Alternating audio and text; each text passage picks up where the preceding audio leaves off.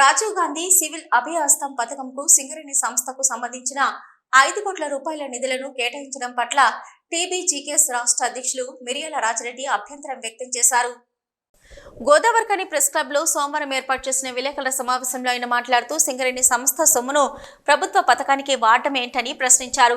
ప్రభుత్వం ద్వారా సివిల్ అభ్యర్థుల కోచింగ్ కోసం ఒక్కో అభ్యర్థికి ₹1,00,000 ఇవ్వాలని ఆలోచించిన పథకానికి సింగరేణి సివిల్ అభయహస్తమని నామకరణం చేసినా కొంత సంతోషించేవారమని అన్నారు. సింగరేణి నిధులను ప్రభుత్వ పథకానికి వాడుకోవాలంటే సిఎస్ఆర్ నిధుల ద్వారా తీసుకోవాల్సి ఉంటుందని, కానీ ఇలా డైరెక్ట్ గా కేటాయించడం కార్మికుల సొమ్మును దోచిపెట్టడమే అవుతుందని తెలిపారు. రాజీవ్ గాంధీ సివిల్ అభయహస్తం ద్వారా సింగరేణి వ్యాప్తంగా ఎంతమంది సింగరేణి కార్మికుల పిల్లలు లబ్ధి పొందుతున్నారో బహిర్గతం చేయాలని రాజిరెడ్డి డిమాండ్ చేశారు. సింగరేణి సంస్థ సింగరేణి కార్మికుల కుటుంబాల వైద్యం, విద్య కోసం ఖర్చు చేయడానికి మాత్రం నిధులు ఉండవని, ప్రభుత్వం ఆదేశిస్తే సింగరేణి అనుసరించడానికి మాత్రం నిధులు పుట్టుకొస్తాయి అంటూ ప్రశ్నించారు. కార్మికుల పక్షాన ప్రశ్నించవలసిన గుర్తింపు సంఘం మాత్రం పైకి గుర్తింపు పత్రం లేదంటూనే అధికారికంగా అన్ని సమావేశాల్లో పాల్గొంటూ తమ వ్యవహారాలను చక్కబెట్టుకుంటుందని ఆరోపించారు. సింగరేణి నిధులు ఇతర ప్రాంతాలకు తీసుకెళ్లడం మూలంగానే ఇక్కడ అభివృద్ధి జరగలేదన్న ప్రజాప్రతినిధులు ఇప్పుడు సింగరేణి నిధులను ప్రభుత్వం కాజేస్తుంటే ఎందుకు ప్రశ్నించడం లేదని అన్నారు. ఇప్పటికైనా సింగరేణి సంస్థ రాజీవ్ సివిల్ అభయహస్తంకు నిధులను ఉపసంహరించుకోవాలని, లేదా పథకం పేరును సింగరేణి సివిల్ అభయహస్తంగా పేరు మార్చాలని డిమాండ్ చేశారు. రాజీవ్ గాంధీ సివిల్స్ అభయహస్తానికి సింగరేణి యాజమాన్యం 5 కోట్ల రూపాయలు ఇవ్వడాన్ని తెలంగాణ బొగ్గని కార్మిక సంఘం వ్యతిరేకిస్తూ ఉంది.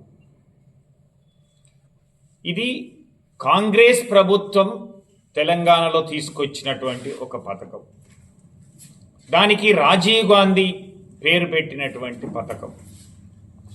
దానికి సింగరేణి నిధులు ఇవ్వడము అనేటువంటిది చాలా బాధాకరం. ఒకవేళ నీకు ఇవ్వాలి అనుకున్నట్లయితే సిఎస్ఆర్ నిధులో, డిఎంఎఫ్ నిధులో, ఇంకేదో నిధులో ఇవ్వాలి అనుకున్నట్లయితే సింగరేణి అభయహస్తం అని చెప్పు, సింగరేణి సివిల్స్ అభయహస్తం అని పెట్టనుంటివి. ఒక కాంగ్రెస్ పార్టీ పథకానికి ఈరోజు డబ్బులు ఇవ్వడం అనేటువంటిది ఇది ఆక్షేపణీయమని, ఇది సింగరేణి కార్మిక వర్గం అంతా కూడా వ్యతిరేకిస్తున్నది అనేటువంటిది స్పష్టంగా మనం మీడియా ద్వారా చూస్తూ ఉన్నాం. నిన్నటి ఈరోజు 500 మంది తెలంగాణ నుంచి అప్పేర్ అవుతున్నటువంటి సివిల్స్ మెయిన్స్కి అప్లై అవుతున్నటువంటి పిల్లల్లో ఈ 6 జిల్లాల్లో ఉన్నటువంటి పిల్లలు ఎంతమంది ఉన్నారు, అందులో సింగరేణి కార్మికుల పిల్లలు ఎంతమంది ఉన్నారో చెప్పాల్సినటువంటి అవసరం ఉండేది.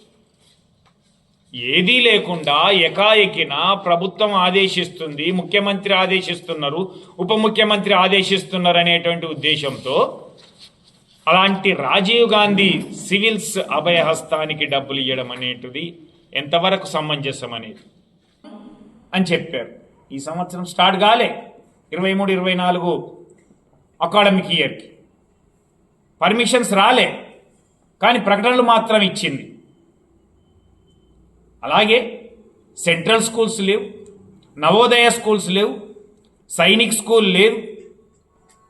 ఇలాంటి విద్యా సౌకర్యాలు లేనటువంటి పరిస్థితుల్లో మరి అలాంటి వాళ్ళ కోసం ఎలాంటి సౌకర్యాలు చేపట్టనటువంటి సింగరేణి యాజమాన్యం ఇలాంటి డబ్బుల్ని వృధాగా ఖర్చు చేయడం, లేదంటే కాంగ్రెస్ ప్రభుత్వం చెప్తుంది కాబట్టి ఇవ్వడము అనేటువంటిది ఇది ఆక్షేపణీయమని చెప్తా ఉన్నాం.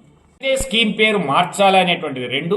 3వది మా కార్మికులు కానీ కార్మికుల పిల్లలకు కానీ ఖచ్చితంగా గ్రూప్స్ కానీ సివిల్స్ కానీ అటెండ్ అయ్యేటువంటి విధంగా కోచింగ్ సెంటర్లను ఏర్పాటు చేసి వాళ్ళకి స్కిల్ డెవలప్మెంట్ల ద్వారా ఇంకా ఓపెన్ కానటువంటి కూడా వాటిని కూడా వెంటనే ఏర్పాటు చేసి ఏ పిల్లవాడికైనా సరే నేను ఈ పని చేయడానికి సిద్ధంగా ఉన్నా, నాకు ఈ యొక్క అవకాశం కావాలి, ఈ కోచింగ్ కావాలి అని అడిగినటువంటి వాళ్ళందరికీ కూడా అవకాశాలు కల్పించేటట్టుగా ఏర్పాటు చేయాలని తెలంగాణ బొగ్గని కార్మిక సంఘం డిమాండ్ చేస్తుంది. ఈ విలేకరుల సమావేశంలో టీబీజీకేఎస్ కేంద్ర కమిటీ నాయకులు నూనె కొమరయ్య, పర్లపల్లి రవి, చిలకలపల్లి శ్రీనివాస్, శేషగిరి తదితరులు పాల్గొన్నారు.